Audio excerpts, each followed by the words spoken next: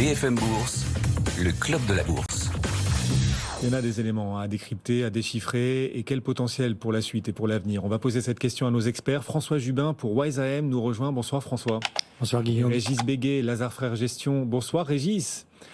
Et bonsoir Guillaume. Merci à vous aussi d'avoir répondu à l'appel de BFM Business. On est qu'au tout début, François, des périodes des publications. Voilà, on entre dans la période de publication des résultats. On a quelques premières publications. On va détailler les choses dans un instant. Est-ce que vous sentez les marchés armés pour continuer de progresser avec ces nouvelles publications qui arrivent? Sans doute qu'il y aura de la discrimination sur les valeurs, bien sûr, comme à l'habitude, mais on a connu un premier semestre qui a mis en exergue l'attrait des valeurs technologiques, et c'est ça qui a porté très fortement le marché. Et puis aujourd'hui, on voit que malgré des publications de résultats qui sont plutôt de bonne facture, aucune déception n'est autorisée sur ces valeurs qui sont quand même très très chères. Vous vous rappeliez Tesla qui a des valorisations de 73 fois les résultats, qui a annoncé effectivement que il y aurait éventuellement des baisses de prix dans l'avenir. Eh bien, on peut imaginer que une pause soit nécessaire pour pouvoir digérer ce fort parcours boursier qu'on a connu depuis le début de l'année. Ce qui n'est pas le cas forcément des secteurs les plus en retard. Donc vous dites attention là sur les valorisations élevées. Alors on a avec Tesla un exemple incroyable, mais on a la tech dans son ensemble, on a aussi le luxe ici à Paris, mais pas que le luxe. Vous dites attention sur ces valorisations-là, la moindre légère déception, voire simplement des résultats en ligne avec les attentes pourraient servir de prétexte à des prises de bénéfices. Peut-être que on achète la rumeur. Vous savez, c'est ce qu'on dit sur les marchés. Donc, on achète la rumeur. C'était les perspectives de croissance des résultats. Les résultats sont là. Les performances boursières ont été présentes. Eh bien, à ce moment-là, on peut, quand on a fait un beau parcours au-dessus des 25% depuis le début de l'année sur ces valeurs-là, eh bien, on peut, vu les niveaux de valorisation, temporiser. Un de nos auditeurs nous écrit sur Twitter, en l'occurrence, Rico, qui nous demande, tiens, pour le secteur de la tech, quand même, ce sera intéressant de voir ce que Nvidia, pour l'intelligence artificielle, va annoncer. Quand publiera-t-il? Quand ce groupe publiera-t-il? C'est sa question. Eh bien, ce sera le 23 août. Voilà, il va falloir être très patient encore sur Nvidia. Pour le coup, ce sera plutôt en fin d'été, le 23 août, cette publication qui, c'est vrai, impactera et sera regardée très près par tous les acteurs de marché. Régis, de votre côté, comment les sentez-vous, les marchés, alors qu'on est au tout début du bal des publications là? Eh bien, écoutez, toujours pareil, c'est-à-dire animé par deux forces antagonistes. Une force négative qui est la poursuite quand même de la hausse des taux d'intérêt, même si il y a eu une certaine accalmie depuis plusieurs semaines maintenant, depuis que peut-être le marché se dit qu'on a passé le pic d'inflation, mais enfin tout de même une pression haussière sur les taux d'intérêt qui devrait se traduire à terme par un ralentissement économique dont on voit poindre vaguement certains signaux, mais quand même de manière assez lointaine pour l'instant. Et puis à court terme, une dynamique de résultats qui est très bonne, hein, toujours, sur le plan microéconomique. Alors on le voit évidemment dans les banques, on sait que le secteur des banques a été particulièrement favorisé par cette remontée des taux courts, mais aussi la remontée des taux longs. Hein. Globalement, c'est une force qui est très puissante. On le voit dans les industriels parce qu'on a la conjonction de prix qui reste élevé et de matières premières qui ont baissé, et donc un niveau de marge qui est très élevé avec une demande qui résiste. On l'a vu ce matin dans la publicité avec Publicis en Europe, même si les résultats étaient moins brillants avec Omnicom et Interpublic aux États-Unis. Hein. Les titres avaient d'ailleurs accusé le coup, mais enfin on voit quand même globalement donc une surperformance particulière de Publicis, mais globalement un secteur dans la publicité qui est un secteur qui est réputé être early cyclical, hein, donc annonciateur, eh bien qu'il n'y a pas pour l'instant d'inflexion. On le voit dans le secteur de l'automobile. Donc globalement une dynamique microéconomique qui reste assez favorable dans un contexte macroéconomique où les nuages continuent de s'amonceler, mais n'ont pas encore lâché leur première goutte, leur première averse. Ah oui, vous estimez que les averses approchent sur le front macroéconomique. Certains nous disent on est peut-être déjà dans le creux là. Voilà, dans le creux de l'activité, ça pourrait repartir en fin d'année 2024. Vous dites non, le pire est devant nous. C'est une interprétation qui est un peu curieuse parce que on voit que les chiffres de l'emploi, qui sont quand même les plus symptomatiques de l'état de l'économie, que ce soit aux États-Unis ou en Europe, ont à peine connu une très vague inflexion, même pas en Europe et très très vaguement aux États-Unis, encore que on puisse être dans la stricte volatilité et donc qu'on soit encore à un marché de l'emploi qui est vraiment le niveau de chômage le plus bas historique des États-Unis de ces dernières décennies. Donc c'est un peu curieux de se dire on a passé le pire. Hein. Il est possible que finalement cette récession que nous attendons tous n'ait pas lieu, mais dire qu'elle a eu lieu, c'est un peu curieux comme vision des choses. L'image et la métaphore sont quand même très très intéressants. On est, c'est vrai, un peu comme là, on entre dans l'été là. On est en terrasse, comme ça, il y a de lourds nuages très lourds au-dessus de nous. On se dit il va pleuvoir, mais les premières gouttes ne sont pas encore véritablement apparues. Exactement. Il fait encore très chaud. Oui, effectivement, cette image-là, François, elle vous parle et il pourrait ne pas pleuvoir d'ailleurs. Il pourrait y avoir un peu de vent qui écarte ces nuages, parce qu'effectivement, on regarde les éléments Régis le mentionnait, aux États-Unis, on a plutôt une conjoncture qui est bien soutenue et on s'aperçoit que finalement les choses tiennent au niveau des chiffres d'affaires, au niveau des résultats et on se dit mais quand est-ce que vont venir ces nuages? On a le souci néanmoins de la contraction du crédit bancaire qui devrait à un moment donné avoir des impacts sur l'activité. On voit aussi dans le secteur immobilier la hausse des taux d'intérêt qui pose un problème à ces intervenants. Donc on peut imaginer à un moment donné qu'il y ait des vents contraires qui viennent noircir un peu le paysage. Mais on est il arrive parfois qu'on se trouve sous de lourds nuages noirs et qu'il tombe pas une goutte. Exactement. Ça arrive. Ouais. Exactement. Et là, effectivement, ça fait déjà plusieurs mois qu'on voit poindre ces nuages et puis toujours pas de pluie pour le moment, si on prend cette métaphore. Mmh. Vous voyez venir peut-être même un peu de lumière du côté des cycliques ou pas encore pour le coup, ce sera pour les publications suivantes. Les cycliques qui sont très en retard. Je vous pose la question parce que on craint, c'est vrai, sur les valeurs les plus chères, celles qui ont porté les indices depuis le début de l'année, peut-être un petit essoufflement à l'occasion des publications. Est-ce que les cycliques viendront compenser cet essoufflement ou il faudra attendre en l'occurrence? C'est ça qui est intéressant, c'est de voir. On voit bien que les indicateurs avancés peuvent nous amener un peu d'anxiété, mais si on regarde les comportements boursiers de certains actifs et les niveaux de cours que nous avons sur certains actifs, eh bien, on a des primes de risque qui sont extrêmement fortes. Par exemple, les basic materials, toute la partie minière a souffert des perspectives de ralentissement économique. L'énergie a également souffert du repli des prix du pétrole qui sont également un indicateur de ce ralentissement économique. Donc on voit qu'il y a beaucoup de secteurs comme ça qui sont très en retard. On peut également mettre en avant les actions chinoises qui ont souffert de ce ralentissement, en tout cas de cette croissance économique qui peine à partir, et puis du ralentissement attendu de l'économie mondiale. Donc on voit qu'il y a plein de secteurs, en fait, de thématiques qui aujourd'hui n'ont pas délivré de performance boursière, et sans doute que le pire n'étant pas sûr sur l'économie, peut-être qu'à un moment donné, on va réévaluer plutôt à la hausse les niveaux de prix attendus sur ces indicateurs. Régis, je voudrais profiter de votre présence avec nous. Alors pas à nos côtés parce que vous êtes à distance, mais on a le plaisir de vous retrouver et de bénéficier aussi de votre lumière et de vos analyses. Tesla qui recule aujourd'hui de 8% à Wall Street avec la baisse des prix des véhicules. Cette guerre des prix que tente Tesla pour aspirer ses concurrents, c'est une guerre des prix qui pèse sur les marges. Mais Elon Musk qui dit, mais attendez, il y aura d'autres baisses de prix probablement, parce que pour moi, ce qui compte, c'est pas vos histoires de rentabilité à court terme, c'est le long terme. Et à long terme, c'est la voiture autonome qui changera tout.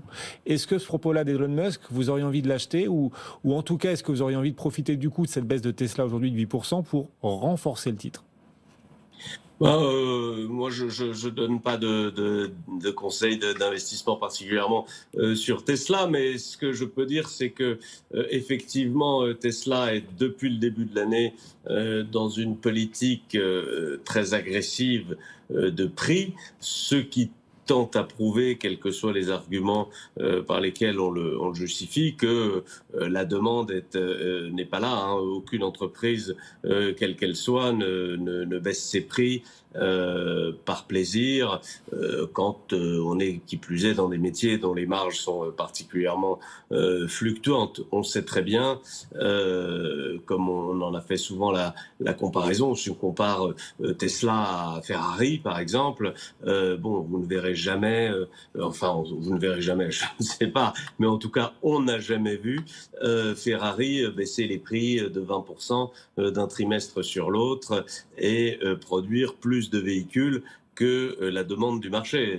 Ça n'est pas vrai non plus pour Porsche. Voilà, il est très, très clairement, quand on est dans le métier du haut de gamme, on produit toujours moins de produits que la demande du marché. Donc on a des volumes qui permettent de maintenir des prix toujours élevés et toujours de plus en plus élevés. Donc très clairement, les baisses de prix de Tesla signifient que la demande est insuffisante à remplir les volumes produits.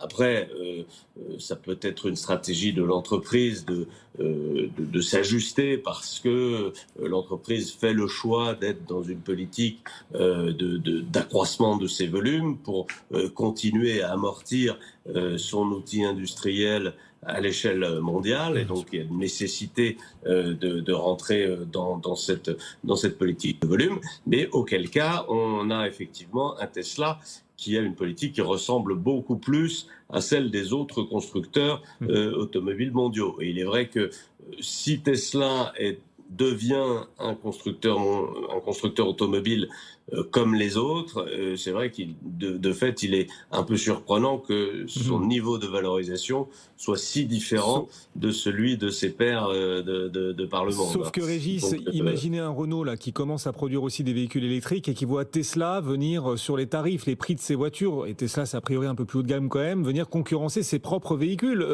Pour Renault c'est compliqué, il n'y a pas que pour Renault, pour Volkswagen c'est compliqué, pour Ford c'est compliqué. Enfin voilà, Tesla a pour objectif de venir aspirer ses concurrents. Il y a eu beaucoup d'inquiétudes sur le titre Renault sur le courant du premier semestre. Il y a eu plusieurs, à chaque fois que Tesla a annoncé de fortes baisses de prix, Renault a baissé violemment sur cette idée que Tesla descendait tellement en gamme qu'il arrivait sur un terrain proche de celui des véhicules électriques de Renault.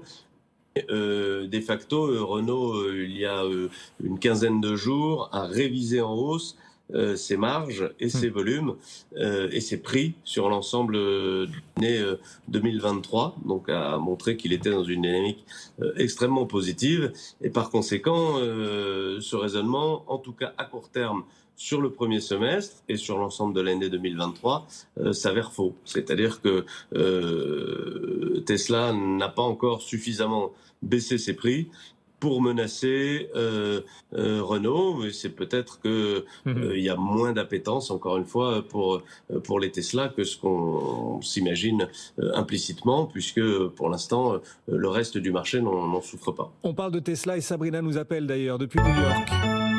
En direct sur BFM Business. Il est chez vous, Sabrina, à New York, 11h21, 17h21 ici en France. Alors Tesla qui recule donc après cette publication, moins 7%, mais il y a un autre titre dans la tech qui pèse lui aussi, et c'est le titre Netflix en l'occurrence. Oui, Netflix qui perd même un peu plus que Tesla. On recule de pratiquement 9% sur Netflix. Plus forte baisse pour le titre en plus de 7 mois. Netflix qui était à $434,42 après la publication de ses résultats trimestriels. Déception sur les revenus inférieurs aux attentes. 8,19 milliards de dollars sur le trimestre écoulé. Les prévisions de revenus également sont un petit peu justes. Malgré tout, le résultat net est ressorti au-dessus des attentes. Le nombre de nouveaux abonnés également, 5,9 millions de nouveaux abonnés sur le trimestre écoulé grâce à la fin du partage de mots de passe. Le groupe qui qui quand même, il faut le souligner, hein, se distingue, montre ses muscles dans un secteur des médias qui est fragilisé. Alors ici aux États-Unis, à Hollywood, on a une grève des scénaristes, des acteurs, des groupes de médias qui ont parallèlement du mal à rentabiliser leurs activités de streaming. Ce n'est pas le cas donc de Netflix qui encore une fois se distingue. D'ailleurs, vous avez plusieurs analystes qui ont révisé à la hausse leur objectif de cours sur la valeur aujourd'hui. Rappelons aussi que c'est une valeur qui a bien grimpé depuis le début de l'année. Le titre donc qui effectivement recule fortement aujourd'hui, moins 9%, 434,34 $, mais qui a quand même grimpé de plus de 50% depuis le début de l'année. Merci Sabrina, n'hésitez pas à nous rappeler bien sûr en cours de séance depuis Wall Street, c'est Wall Street qui surgit et n'hésitez pas à pirater l'antenne si besoin, bien sûr la séance avant tout. À Paris, on est à maintenant 12 minutes de la clôture, le CAC 40 gagne 0,8%, 7387 points. Régis Béguet et François Jubin nous accompagnent. François, comment faites-vous ? Non, mais la semaine prochaine sera la semaine la plus importante de l'année sur les marchés, alors qu'on arrive fin juillet, que les investisseurs s'en vont peu à peu en vacances, et peut-être aussi vos équipes d'ailleurs. Et pourtant, c'est la semaine prochaine qu'on aura le plus de publications d'entreprises de l'année. Ce sera la semaine la plus dense en matière de publications d'entreprises en Europe. Comment est-ce que vous allez gérer ça ? Je m'adresse à l'humain qui est en vous. Comment est-ce qu'on gère des équipes fin juillet pour la semaine la plus dense de l'année ? Nous on a une approche beaucoup plus macro que simplement la sélection de valeurs. Donc on aura sans doute... Vos équipes pourront partir en vacances quand même. On va pouvoir partir en vacances, bien sûr, mais de toute façon, on ne part pas tous en vacances. On a toujours des équipes qui gèrent. D'accord. Donc ça, c'est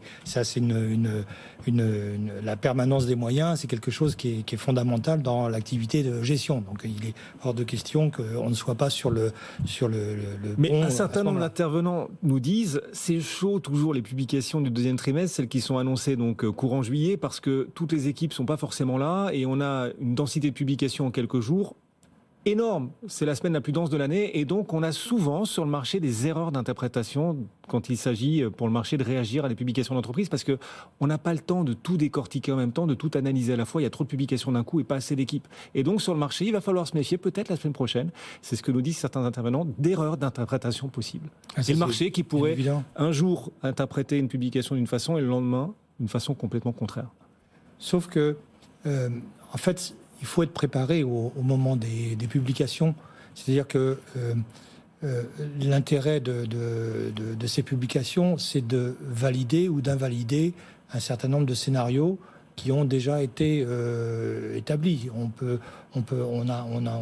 a parlé du cas Tesla, mais on voit très bien le business model et quels sont les leviers opérationnels et quels sont les risques associés à cela.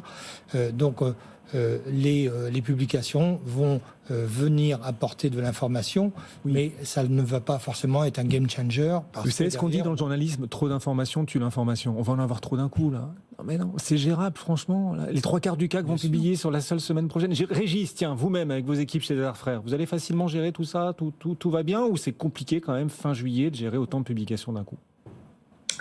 Oui, c'est très compliqué de gérer autant de publications, mais ça n'arrive pas que fin juillet, ça arrive à peu près tous les trimestres et à chaque fois plus ou moins une période de vacances ou en tout cas une période de jours fériés. Donc je dirais qu'on est habitué à cela, mais c'est vrai que la période de fin juillet est particulièrement importante, d'une part parce qu'effectivement elle va donner véritablement le là sur l'ensemble de l'année 2023, puisque les publications du premier trimestre qui ont lieu à la mi-avril, on commence à avoir un petit peu une petite idée, mais il reste encore pas mal d'incertitudes. À partir de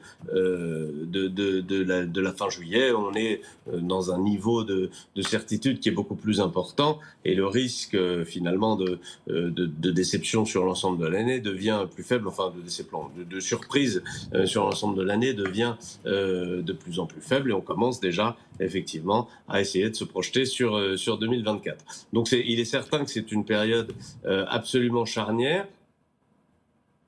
On a perdu Régis, on a perdu le son. En vacances généralisées début août. Les publications d'ailleurs, elles vont en Allemagne, elles sont un peu plus tardives, plutôt début août. C'est un peu plus tôt aux États-Unis, puis ça se termine par. Et donc parfois, ça laisse place à une très grande volatilité des marchés parce que comme effectivement, il y a beaucoup d'acteurs qui sont plus ou moins là ou plus ou moins absents, il y a des volumes qui sont beaucoup plus faibles et ça peut créer des opportunités ou des inquiétudes. Oui. Rappelons-nous l'année dernière, bon, ça n'avait rien à voir avec les publications de résultats, mais je ne sais pas si vous vous en souvenez, on a eu faire Zantac aux États-Unis, donc un produit qui était supposé être cancérigène, ou en tout cas il y a eu l'idée qu'il y ait des attaques sur ce produit, un produit qui avait été commercialisé par un certain nombre de grands laboratoires pharmaceutiques, dont Novartis, dont Sanofi, pardon, pour une très courte période de temps, Pfizer, Glaxo, etc. Et l'ensemble de l'industrie pharmaceutique a perdu 50 milliards d'euros de capitalisation en 24-48 heures, sur la base de presque rien. Il n'y avait pratiquement pas de nouvelles, il n'y avait pratiquement pas d'informations, mais l'idée s'est répandue comme une traînée de poudre, et en l'absence de volume et en l'absence d'opérateurs, je dirais, actifs, eh bien, on a eu des baisses vraiment très spectaculaires de 15-20% d'un certain nombre de titres, de manière totalement disproportionnée par rapport à la réalité du risque financier que ça représentait. Alors, en l'occurrence, ça n'était pas directement lié aux publications, mais c'est lié à cette période, effectivement, où on peut avoir des news importantes avec des volumes assez faibles, ce qui induit une très grande volatilité. Mais bon, nous allons être là et nous allons faire face, comme chaque année. Effectivement, et nous aussi d'ailleurs, Étienne Braque, tout au long de la semaine prochaine et tout au long de l'été, qui débriefera chaque séance, chaque soir, à partir de la clôture, 17h30, 35 jusqu'à 18h, pour que vous qui nous suivez sur BFM Business ne perdiez rien des éléments essentiels, et surtout la semaine prochaine qui sera majeure, notre site BFM Bourse aussi bien sûr qui sera ouvert tout au long de l'été avec l'ensemble des nécessaires analyses. Jean-Louis Cussac nous appelle alors qu'on est à 6 minutes de la clôture, 17h29. Jean-Louis, depuis Perceval Finance, le CAC 40 est en train, Jean-Louis, d'accélérer la hausse. On s'oriente vers une clôture dans le vert, nettement dans le vert même pour le CAC 40 ce soir. Oui, tout à l'heure je vous disais, il n'y a rien de méchant, et je paye 7363. Eh bien, le plus bas, c'était 7363. Voilà, pas compliqué.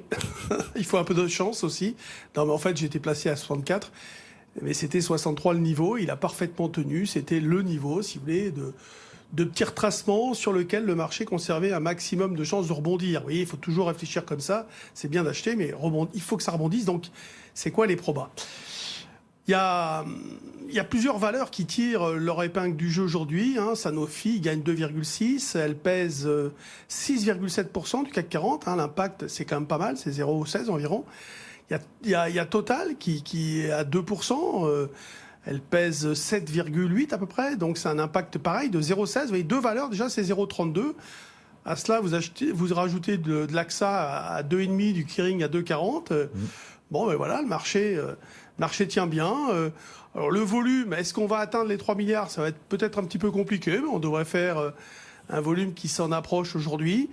Il n'y a pas grand-chose, si vous voulez, à rajouter par au jour précédent. La séance, en fait, a été ferme. On avait mal démarré. Il y a comme un petit contre-pied par rapport à cette ouverture de marché à la baisse. Là, vous vous rendez compte, on a quand même pris énormément de terrain. On a repris pas mal de terrain. Il n'y a pas de changement sur le fond. L'idée générale, c'est que les banquiers vont prendre donc une position beaucoup moins agressive. Donc ça, c'est bien intégré par tout le monde. Mais n'empêche qu'aujourd'hui, les taux souverains ont remonté assez fort, le dollar a remonté assez fort. Mais ça reste une occasion pour l'euro, justement, d'être peut-être acheté sur repli. On attendait ce retracement, peut-être vers un 10,50, pourquoi pas. On peut peut-être commencer un peu avant, mais bon, on attendra des signaux techniques. Donc un marché qui vraiment reste ferme à la veille de l'échéance des contrats futurs juillet demain. Oui, ce sera une séance technique, 3e vendredi du mois, demain, vendredi 21 juillet. Merci Jean-Louis. Dans 4 minutes, la clôture qu'on vivra en direct avec Étienne Braque depuis la Tour Euronext. Pour la suite, François, est-ce que à la rentrée, à l'automne, on verra de nouvelles thématiques agiter le marché ? Alors, on sera toujours bien sûr sur l'inflation, sur les banques centrales, mais est-ce qu'on parlera davantage de la présidentielle américaine qui sera dans un peu plus d'un an, mine de rien, ça approche ? Est-ce qu'on parlera de plus en plus, je sais pas, d'un risque de politique budgétaire plus strict, plus dur, plus austéritaire aussi, avec les niveaux d'endettement public et les taux qui remontent ? Enfin, qu'est-ce que vous voyez venir de nouveau pour la rentrée? Pour moi, on va rester sur la thématique du ralentissement versus résilience. Hein, c'est la grande inconnue du moment, avec quelque part l'idée qu'on puisse avoir une rotation sur les styles d'investissement. Je pense que tout ce qu'on a connu sur le premier semestre est arrivé à maturité en termes de parcours boursier, et que on voit bien dans la séance d'aujourd'hui, des valeurs comme AXA, par exemple, étaient des valeurs qui étaient pas forcément bien orientées sur les derniers mois. Eh bien, on voit qu'on commence à avoir des changements, et sans doute des changements liés à une politique monétaire qui va un peu se normaliser. On va sans doute vivre ces fameux pivots qu'on attend depuis maintenant quelques mois. Vous y croyez d'autant plus après les déclarations de cette semaine des gouverneurs de la Banque d'Allemagne et de la Banque des Pays-Bas, qui ont expliqué qu'après la hausse de juillet, il y aurait peut-être une pause, enfin qu'une nouvelle hausse en septembre n'avait rien de certain, rien de garanti. C'est signe que si même eux le disent, la BCE va probablement effectivement se lancer dans une pause. Ils ont besoin, puis je pense que la hausse de l'euro a sans doute dû les motiver dans leur communication. Oui, puisque la hausse de l'euro permet d'importer de la désinflation, aide la BCE à lutter contre l'inflation en gros. Donc peut-être pas besoin de rajouter une hausse de taux. Exactement. Enfin, pas une en plus de celle de juillet, qui elle est quasiment actée. Régis, votre regard à vous sur ce qui va animer les marchés à la rentrée, à l'automne?